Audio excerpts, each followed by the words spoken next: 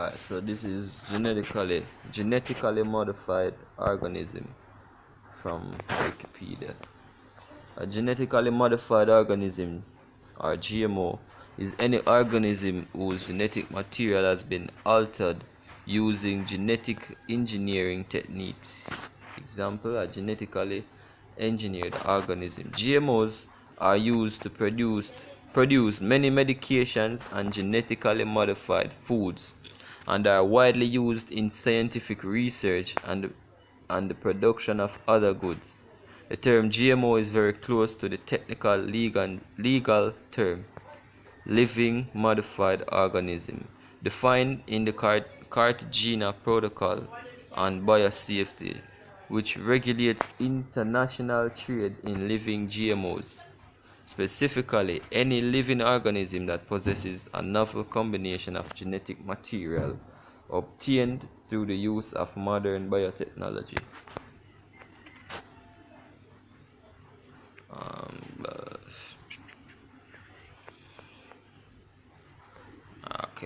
Okay, so yeah, the point is that look, GMO, right? Most of the foods that we eat are GMO, right?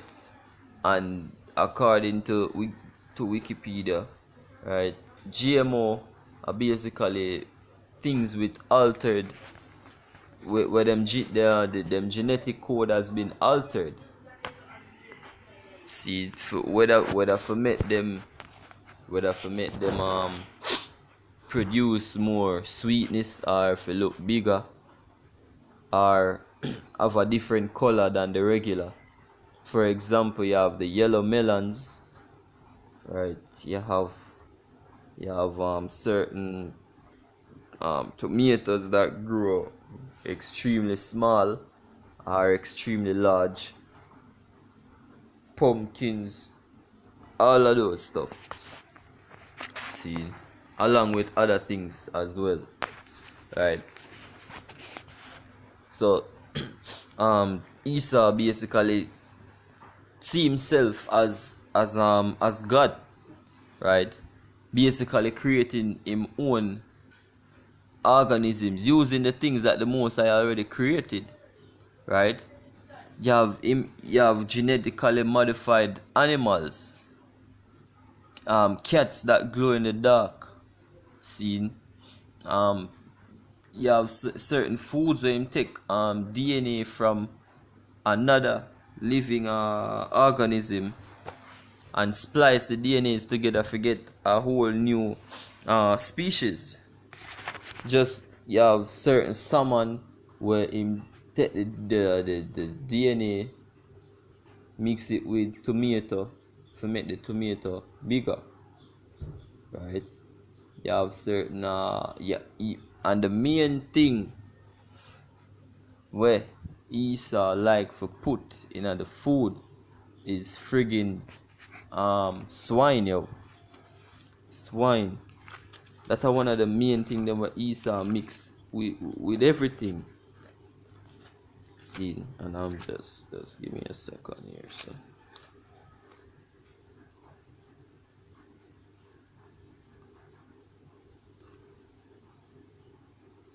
Okay, right. And this is what the scripture have to say about this whole mixing, this whole mix thing. This is Leviticus 19:19. Ye shall keep my statutes. Thou shalt not let thy cattle gender with a diverse kind. Right? Meaning you don't make your animals them come together. Don't make your animals them mate. Don't make a horse mate with your cows. Don't make your cows mate with your swine. Right? Them thing what Esau do. Right? He may not make them, and him do make them do that. See? But him do it some in most cases him do it on a genetical level. A biological level, right, with the whole gene mixing and the gene splicing, So the scripture say, "Oh, don't make your cattle gender with a diverse kind," right? Because that will come is an abomination. See, continue. Thou shalt not sow thy field with mingled seed, and the same go for your agriculture, for your, what you call it, basically your food, right? Don't mix. You're not supposed to mix genes, yeah. See, you're not supposed to mix tomato gene with corn. Likewise, you're not supposed to plant tomato and corn in the same vicinity per se, in the same patch of land, right? You have one spot where you plant your corn, you have a spot where you plant your cabbage, you have a spot where you plant the tomatoes, right? That's how farming go. That's how agriculture go according to the scriptures. Neither shall a garment mingled of linen and woolen come upon thee. Right? And according to the scriptures, when we say that, look, you can't keep all the laws, this is what we mean, yo. This is what we mean. You can't Salakia.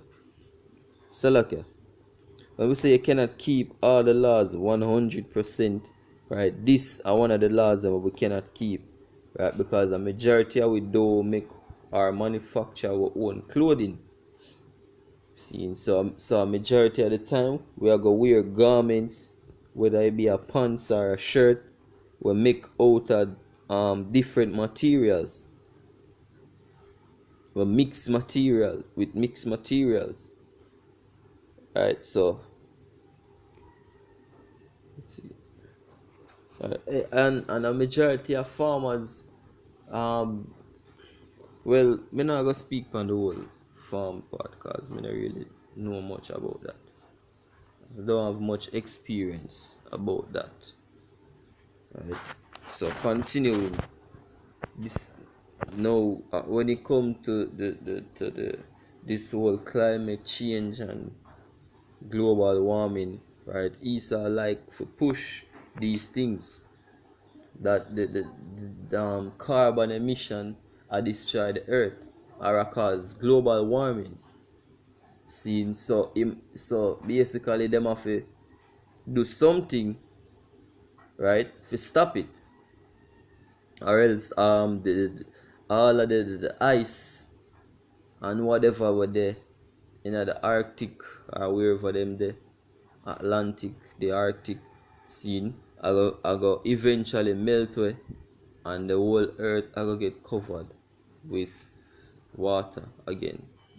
Which first and foremost, that not in the scriptures, right? The only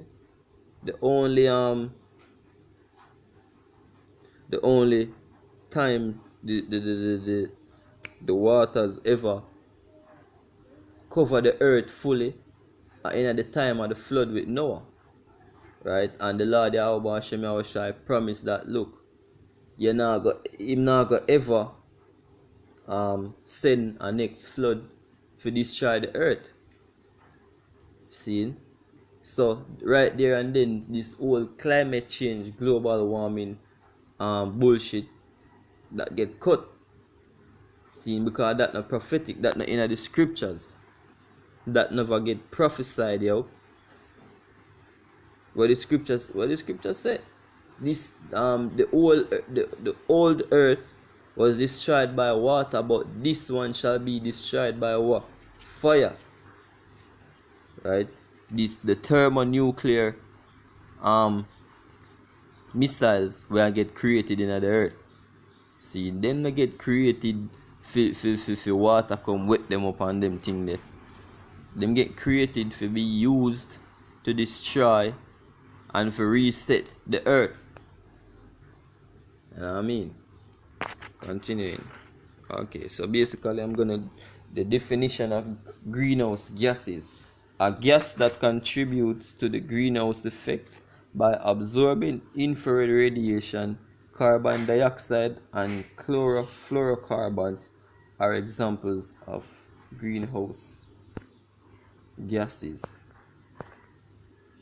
A greenhouse gas is a gas that absorbs and emits radiant energy within the thermal infrared range. Greenhouse gases cause the greenhouse effect.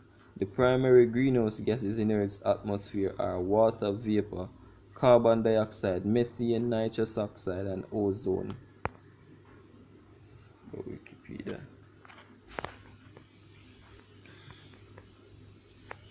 And where was it? Methane, nitrous oxide, and ozone. Without greenhouse gases, the average temperature of Earth's surface would be about 18 degrees Celsius, 0 degrees Fahrenheit, rather than the present average of 15 degrees Celsius and 59 degrees Fahrenheit. The atmospheres of Venus, Mars, and Titan are also contain greenhouse gases. Human activities since the beginning of the Industrial Revolution around 1750 have produced a 40% increase in the atmospheric concentration of carbon dioxide from 280 ppm in 1750 to 406 ppm in early 2017. This increase has occurred despite the uptake of more than half of the emissions by various natural sinks involved in the carbon cycle. Right. And one of the main thing what me hear them speak on are basically carbon dioxide. Carbon dioxide. Which carbon dioxide is not harmful to a certain extent, right? Because humans and animals, right? We create carbon dioxide whenever we breathe out, right? We inhale oxygen, right? The oxygen gets used up, goes where it's supposed to go, and comes back out as carbon dioxide, right? And guess what? When that carbon dioxide is released, it gets absorbed by trees who recycle that carbon dioxide and make oxygen. See, so the whole earth, so the whole that's a whole breathing cycle, right? A breathing ecosystem. See, and the other thing what cause a lot of carbon dioxide is as what the article mentioned, the industrial revolution, right? With the cars and factories and other stuff like that, right? And guess what?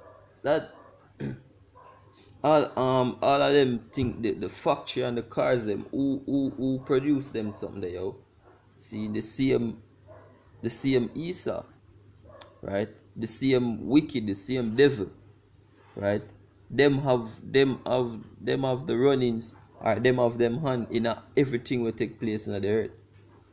See, so all this carbon dioxide get produced by them. See, so anybody is to blame at them, right? And we know that Esau have ways and technology, right? We can combat this, but him just a be a devil. There is no real threat, no real no carbon threat or whatever. See, Esau does a try to get him own way with this whole agenda 2030, the sustainable development thing. See,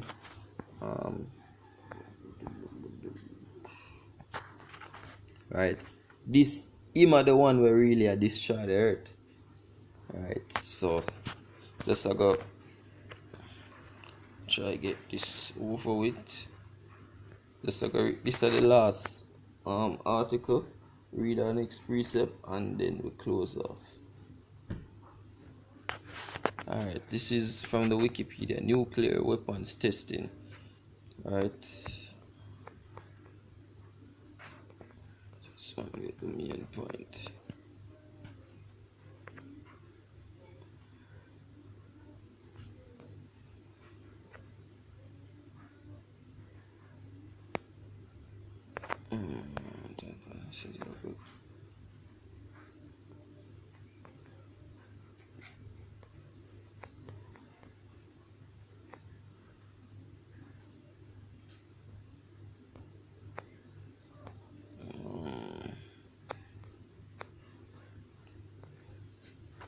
Alright, go back.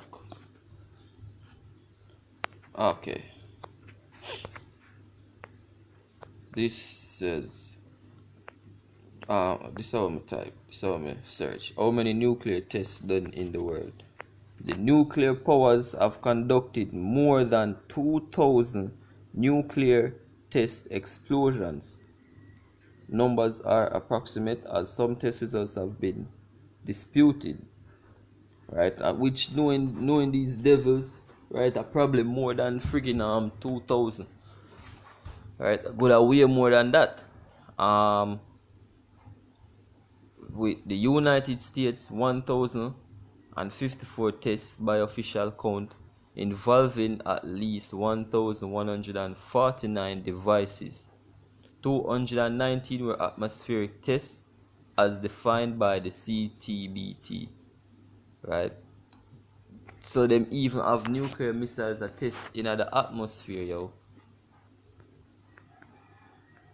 Destroying the friggin' atmosphere. And then them blame carbon dioxide humans are breathe.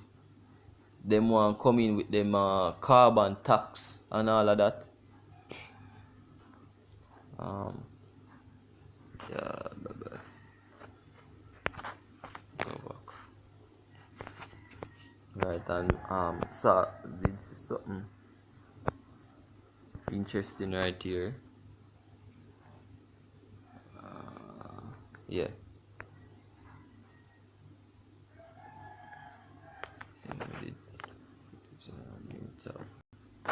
Still.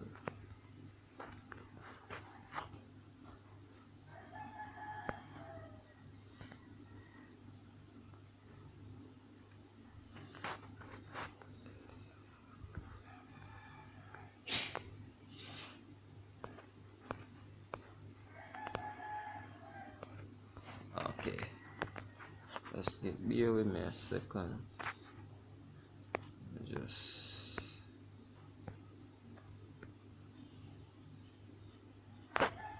here it is. Okay, so which country has tested the most nuclear bombs? And as you can see, most of the countries here are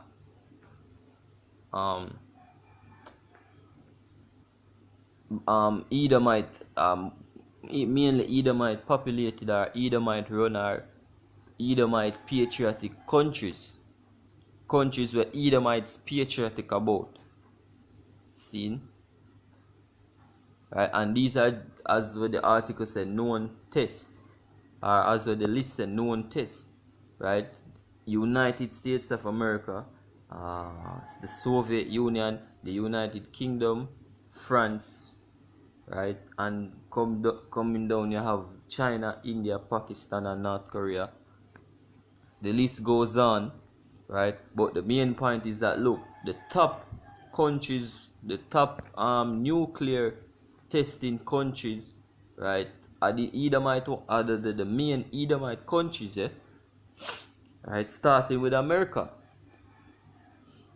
See, so them are the Esau, the one where truly are destroy the earth with all these nuclear tests, the factories, the cars, the waste plants, um the plastics, right? The nuclear plants, right? The hotels where dump shit in the ocean and them thing there, yo. Seen? Them are the one them where I destroy the earth. Seen? But them just I use an example, Salakia, and an excuse, right? For try to get things their way. Or if you get things done for them way. Seen?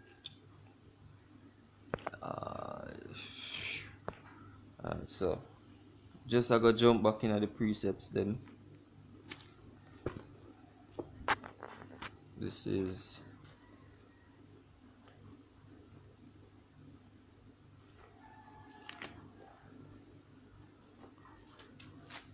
Isaiah. Salakia.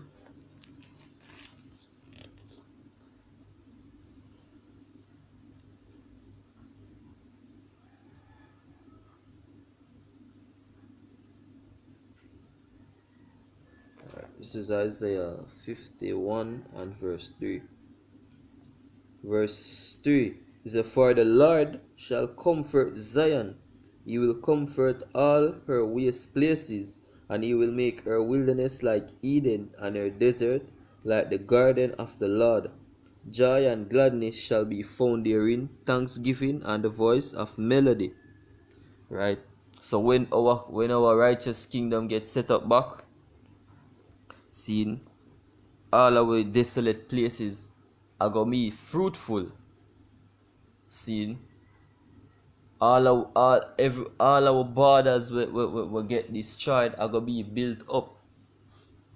Scripture says, if my people will hear my voice and humble themselves and seek my face, then will I hear them and then will heal their land. Right, just paraphrasing the precept. See, yeah. Salakia. Our habitation are gonna become fruitful again. Right? Hey, it are gonna beautiful. It are gonna very beautiful when we get back. When we get back we land, seeing we're back in our countries, right? We're back in our own borders, right? No more oppression, seeing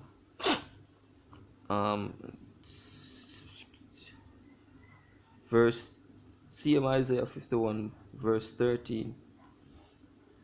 Hold on.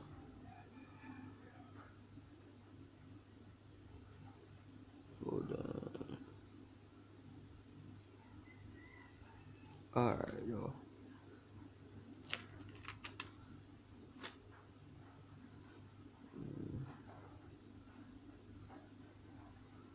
Right. This is gonna be the last precept. Isaiah Salakia, Jeremiah 51 and 25.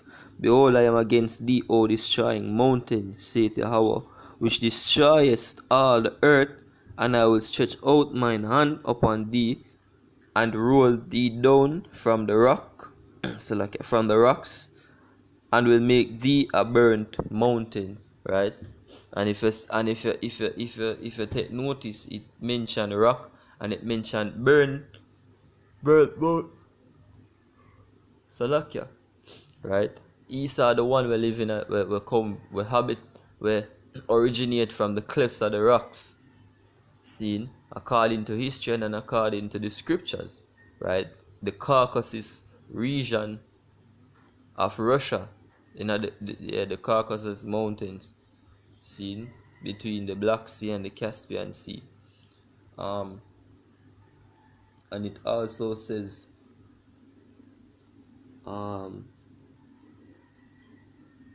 Salakia, and will make thee a burnt mountain.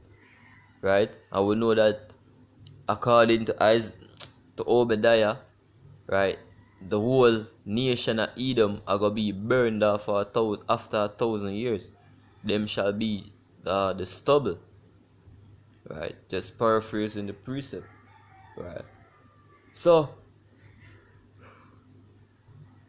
Salakia again. So hopefully this video was uplifting and edifying unto those that gave a listening ear. Until next time, once a call halal Yahweh Hashem Yahushai Hashem Kodash. Double honors to the apostles of Great Millstone, and shalom to all you Akim out there pushing this word in all sincerity and honesty.